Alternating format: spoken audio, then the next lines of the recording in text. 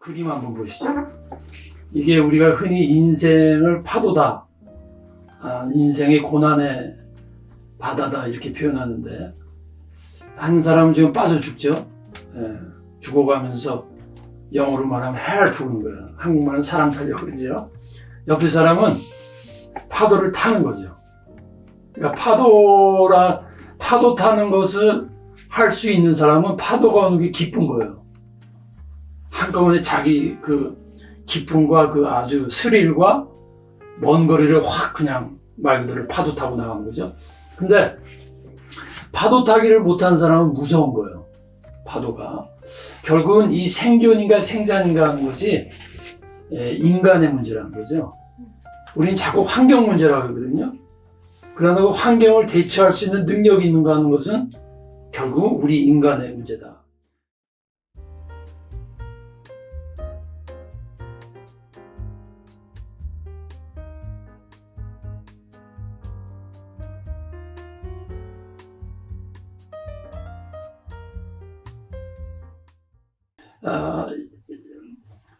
지난번 강의 때 제가 이제 크게 토인비 23강의 토인비 그 역사가가 그 서구의 기독교가 쇠퇴한 원인을 마지막 강의에서 쭉 말을 하면서 서구 기독교의 실종의 위기 그 말을 했죠.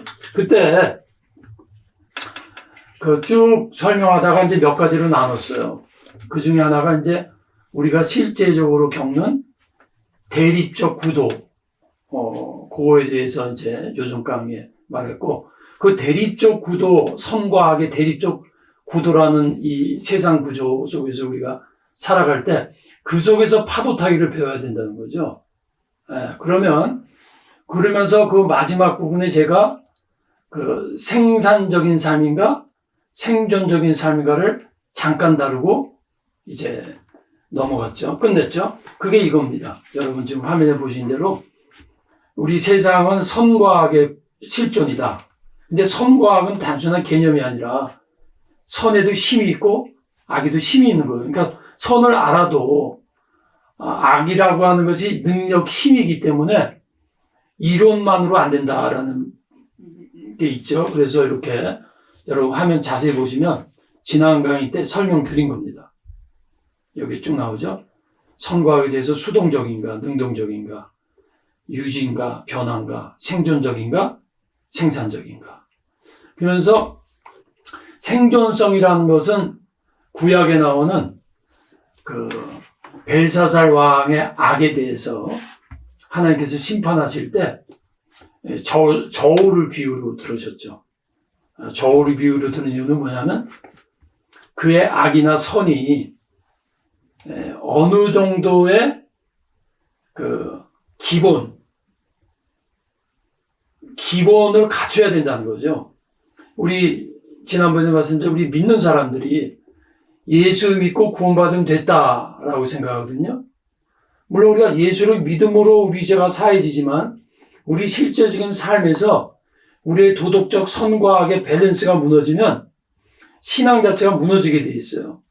학교에서 A, B, C, D, F까지 성적이 있을 때 C 이상은 맞아야 패스하듯이 아무리 우리가 오직 믿음으로 구원받아도 신앙의 도덕적 행위가 없으면 우리의 신앙이 무너져요.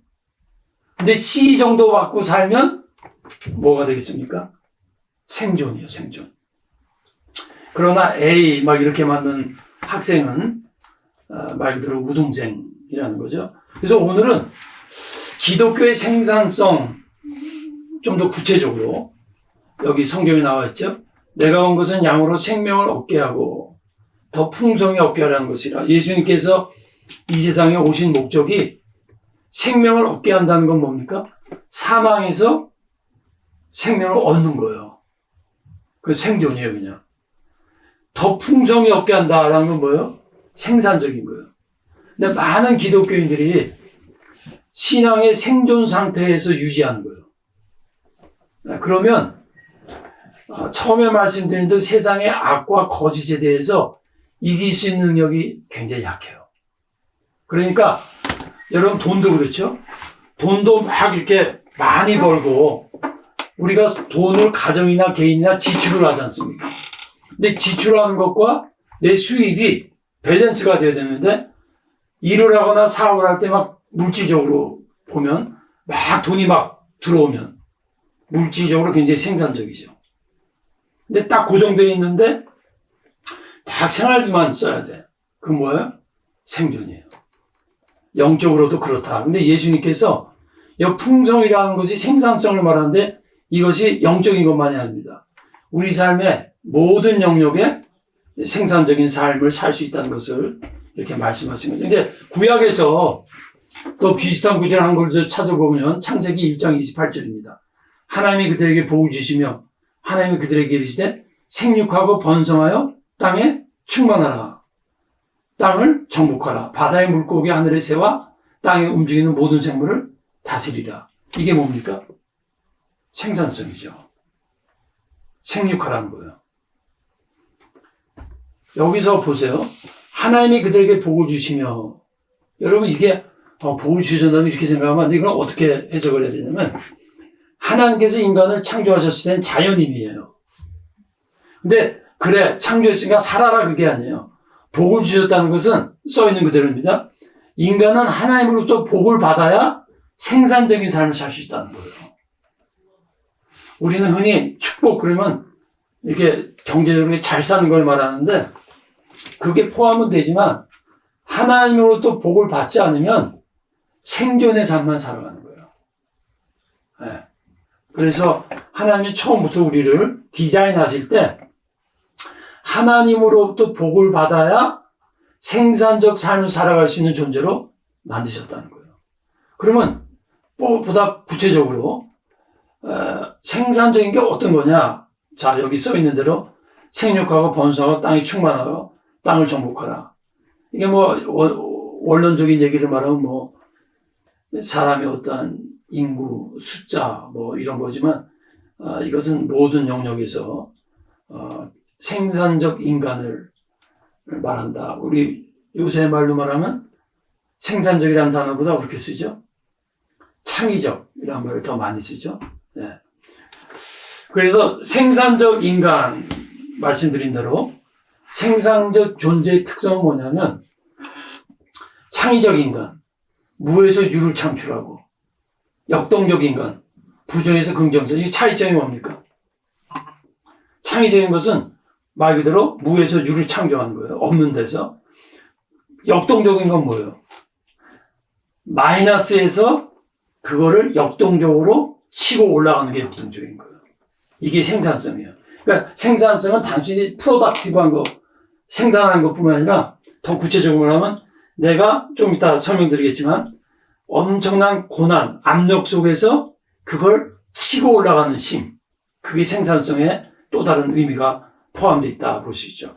조금 더 구체적으로 그러면 생산적이고 창의적 인간의 역동적 인간이 구체적으로 어떤 거냐? 여기 나왔는데요. 생산적 역동적 지성. 이게 어떤 거겠으면 좀 이따 설명합니다. 생산적 역동적 감성. 생산적 역동적 의지. 생산적 역동적 인간관계. 이해가 되시죠? 그냥 창의적 인간 그러면 무슨 말인지 아는데 기독교인이 생산적이라 할 적에는 지정의적으로 역동적이고 생산적인 삶을 사는 것이다. 그건 조금 더 구체적으로. 오늘은 구체적으로 막 들어가요. 자, 생산적 역동적 지성의 특성이 뭐냐는 거예요. 이 말은 다시 말하면 일반적 평범한 지성의 특성은 뭐냐? 지금 IQ로 말하는 게 아니에요, 여러분. 자, 하나님을 경외하는 것이 지식의 근본이라고 했을 때 그 의미가 구체적으로 뭐냐? 일반적 지성을 초월하는 거예요. 그러면 일반적 지성을 초월하는 게 뭐냐? 시편 119편 98절에서 100절 여러분 성경 갖고 계시면 제가 여기서 다 찾을 시간이 없어요. 지금 성경 표식 한번 보세요. 거기 세 종류의 비유가 나오는데 노인과 스승과 원수의 지성을 초월하는 지성을 이렇게 말씀을 합니다. 내가 정확한 구조는 제가 외우지 못하지만 어떤 의미가 있냐면 내가 하나님의 말씀을 명철을 의지함으로 노인의 경험보다 노인보다 내 명철이 뛰어나다. 이런 말하고, 내가 스승보다 뛰어나다. 이런 말하고, 원수보다 뛰어나다. 이런 말씀을 하는 거예요. 이게 무슨 말씀이냐면, 원수와 하나님의 말씀, 스승과 하나님의 말씀, 노인과 하나님의 말씀 세 가지로 비교한 거예요. 우리가 말하면 내가 하나님의 말씀을 갖고 있으면 지성적으로 원수보다 뛰어난 창의적 지성이 있냐는 거예요. 내가 하나님의 말씀을 묵상함으로 스승보다 뛰어난 지혜가 있느냐는 거예요. 자, 노인은 경험을 말하는 거예요. 우리가 노인할 때 노인의 경험, 스승은요, 학문을 말하는 거예요. 학자를 말하는 거예요. 원수는 사탄적 지혜를 말하는 거예요. 그런데 내가 말씀을 묵상했더니 스승의 지혜보다 뛰어나다는 말은 무슨 말씀이냐? 이 말은 제가 이전에 한번 했는데 연구 안 되기 때문에 또 한 번 합니다. 괴테라고 하는 유명한 독일의 천재적 문호죠. 이분이 학자의 비극이란 말을 했습니다. 학자란 학문을 대표하는 사람이죠. 학문을 연구한 사람. 근데 왜 비극이란 말을 했냐면 인간의 지성의 한계성을 말한 거예요. 근데 그게 왜 비극이야? 왜 비극이냐? 진리라는 게 있는데 인간의 지성에는 알고자 하는 본능이 있는데 인간의 지성만으로는 본능이 있는데 안 되는 거예요. 이런 거예요. 내가 굉장히 배가 고파. 나에게 음식이 필요해. 그런데 음식이 없는 거야. 그러니까 비극인 거죠. 그러니까 인간이 지식적으로도 인간이 진리를 원하고 영생을 원하고 죽음의 세계 내세를 알기를 원하는데 인간의 일반적인 학문 갖고는 모른다는 거예요. 근데 모르면 오케이가 아니라 해결해야 되는데 못하니까 비극이다 이렇게 말한 거죠. 자, 그래서 파스칼이 이런 말을 했어요. 인간에게 두뇌 이성이 있고 마음의 이성이 있다. 일반적 이성이 있고 영적 이성이 있다. 합리적 이성이 있고 초합리적 이성이 있다는 거예요. 그래서 여기서 말한 마음의 이성, 영적 이성, 초합리적 이성이 뭐냐? 조금 전에 말씀드린 시편 119편에 내가 말씀을 묵상함으로 나의 지식이 스승보다 더하다는 게 바로 이 말을 하는 거죠. 그러면 생산적, 역동적 감성의 특성은 뭐냐? 말씀드린 대로 일반적 감성을 초월하는 거예요. 그러면 일반적 감성을 초월하는 건 뭐예요? 일반적 감성은 뭐죠? 내가 딱 맞으면 화가 팍 나죠. 어려운 일이 일어나면 슬프죠. 그게 나쁘다는 게 아니라 그건 일반적이라는 거야. 근데 기독교인이 생산적인 삶을 산다 할 때 감성적으로 어떤 생산성이냐면 남이 딱 때리는데 여기도 때려 이러는 거야. 우리가 그걸 일반적으로 생각하면 예수님이 이쪽 밤 때문에 이쪽 밤 때리려고 했죠. 그거 뭐냐면 가능하다는 얘기예요. 예수님이 내가 이 세상에 온 것은 풍성이 없게 하라는 의미가 그렇게 구체적인 거예요. 관계적인 내용을 말하면 이웃에게 먹을 거 주라는 거지. 이거는 일반적인 것과는 안 돼요. 그러니까 역동적인 거지. 남한테 맞아서 아프고 한 대 맞으면 두 대 때리고 싶은데 한 대 맞고 허허 웃는 거야. 그러면 때린 사람이 어떻게 되죠? 저 사람 맛이 갔네 이렇게 되는 건데 맛이 간 게 아니고 진짜 맛이 있는 사람이죠. 자 보세요. 일반적 감성을 초월한 거 로마서 12장 15절 이렇게 표현합니다. 즐거워하는 자들과 함께 즐거워하고 우는 자들과 함께 울라. 이거 쉬운 것 같죠? 우는 자들하고 함께 우는 거는 어렵지 않아. 친구가 어려움을 당하고 고통을 당하고 같이 울어줄 수 있는데 나도 시험 받고 친구도 시험 봤는데 친구는 붙었는데 난 떨어졌어. 같이 즐거워해줘야 돼. 물론 얼굴 표정은 축하해. 근데 속으로는 부글부글 끓어. 이게 영적 감정의 공감 능력이 있어야 되는 거예요. 근데 그것이 일반적 감성으로는 안 된다는 거야. 일반적 감성은 어떻게 돼요? 시기하고 질투하고 오죽했으면 우리 속담에 사촌이 밭을 사면 배가 아프다. 그거는 일반적 감성 말하는 거죠. 고린도서 7장 13절에 비슷한 말씀하죠. 우는 자들은 울지 않는 자 같이 하며 기쁜 자들은 기쁘지 않는 자 같이 하라는 거야. 이게 뭐냐면 감성을 지배하라는 거예요. 감성을 컨트롤하라는 거지. 근데 뭐든지 지배하는 것은 처음에 뭐라고 그랬죠? 힘이 있어야 돼요. 내가 이거 슬퍼하면 안 되는데 슬퍼하거든. 시기 질투하면 안 되는데 내가 축하해 줬는데 그게 안 되거든요. 그게 능력의 문제라는 거예요. 자, 의지의 특성. 대저 의인은 7번 넘어질지라도 다시 일어나려니와 악인은 재앙으로 말미암아 엎드려지니. 이건 일반적인 거예요. 근데 아니, 의인이 7번 넘어질 다시 일어난다는 걸 우리 한국말로 뭐라 그래요? 7.8기. 한국말에 이 성경적인 단어가 있어요. 이걸 뭐라 그래? 오뚜기 의지.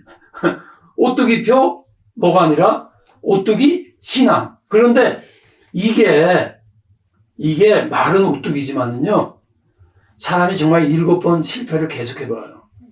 그러면 자포자기하고 자살하고 완전히 넘어져요. 근데 성경에 분명히 그러거든요. 의인은 7번 넘어져.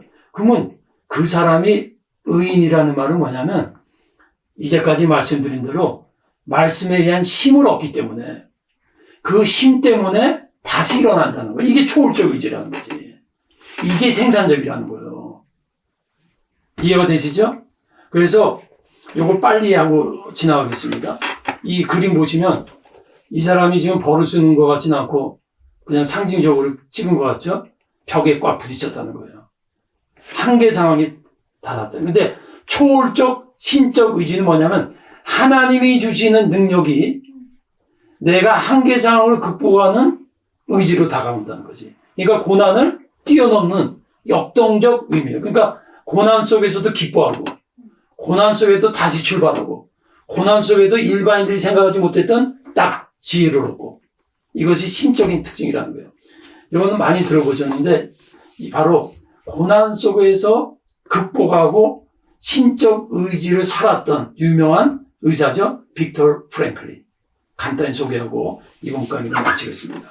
이분은 가족들과 함께 그 유명한 죽음의 히틀러 나치 수용소에서 가족들 아내들 다 죽어요. 이 사람도 이 책 여러분 꼭 읽어보세요. 제가 다 2번인가 읽었는데 이 죽음의 수용소는 제가 시간상 여기서 다 설명 못하지만 인간이 살 수 있는 상황이 아니에요. 죽은 사람의 손에 들어가는 빵 갖고 서로 싸우는 거예요. 송장이 들리는 그 빵 가지고. 근데 이분이 거기서 3년 동안 살아가면서 기가 막힌 걸 관찰을 해요. 뭐냐면 어떤 젊은이가 있는데 아주 막 튼튼하고 그런데 자기가 기다리던 것이 크리스마스 날 자기가 풀릴 것이라 기대했는데 안 되니까 일주일 만에 죽더래요. 근데 허약하게 보인 노인도 의미를 잊고 그 속에서 뭔가 하나님의 뜻이 있음을 붙드는 사람은 살아남는다는 거예요. 그것이 이분이 그 감옥에서 자기의 경험과 관찰을 통해서 결론 내린 거예요. 한계 상황에서 살아남는 자는 누구냐? 의미를 믿고 그 안에서 의미를 믿고 붙드는 자라는 거예요. 이건 조금 아까 설명드린 거예요. 수감돼 쓴 사람들이 크리스마스가 되면 해방되어 가족들과 식사할 것이라는 기대와 희망을 가지고 이건 그 책에 나왔는 거 그대로 쓴 거예요. 막상 크리스마스가 다가왔지만 아무런 일이 일어나지 않자 삶의 의미과 많은 사람이 죽었다. 이건 샤워하면서 자기들이 아무것도 없는 동물 취급받는 그런 거 쓴 내용이에요. 이분이 이런 나치의 강제 수용소에서 겪은 경험을 감옥에서 거기서 글로 이렇게 깨알 같은 걸로 이렇게 몰래 써갖고 기록해갖고 로고 테라피하는 유명한 의미죠. 한국말로는 의미 테라피. 그거를 해서 심리 치료의 새로운 그야말로 창의적인 새로운 심리학 치료 의사가 됐죠. 빅터 프랭클이 유명하지 않습니까? 이 로고 테라피가 저는 이분이 꼭 그 의미로 쓰는지 모르지만 저는 내 나름대로 여기에 로고스 하나님의 말씀으로 보는 거예요. 하나님의 말씀에서 의미를 받고 하나님의 말씀에서 의지를 찾고 하나님의 말씀에서 극복해서 거기서 의미를 붙들었을 때 살아남았다. 인간의 고통 이런 말을 합니다. 긍정적 요소를 발견했다는 거예요. 극심한 고통 속에서도 의미를 찾을 수 있음을 주장해요. 심지어 죽음의 수용소 안에서도 인생이 이토록 아름다울 수 있다는 거예요. 그 죽음의 수용소 안에서 인간이 이렇게 아름다운 걸 깨달은 게 뭐예요? 역동적 감성이지. 역동적 의지지. 이게 바로 예수님이 말하는 생산성의 삶이 아닌가. 이렇게 보면서 결론을 내리면 죽음보다 더 무서운 것은 삶의 의미 자체를 잃어버리는 거거든요. 수용소 안에서 의미를 잃은 자들은 죽음을 피할 수 없었다.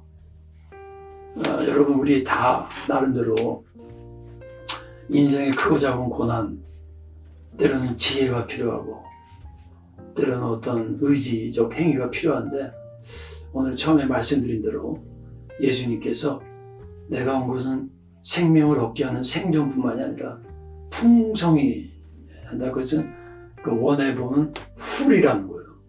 인간의 잠재적으로 감춰져 있는 많은 것들이 풀이 올라오는 것을 주님께서 약속하셨다라는 것을 말씀을 드리면서 이번 강의 마치겠습니다. 감사합니다.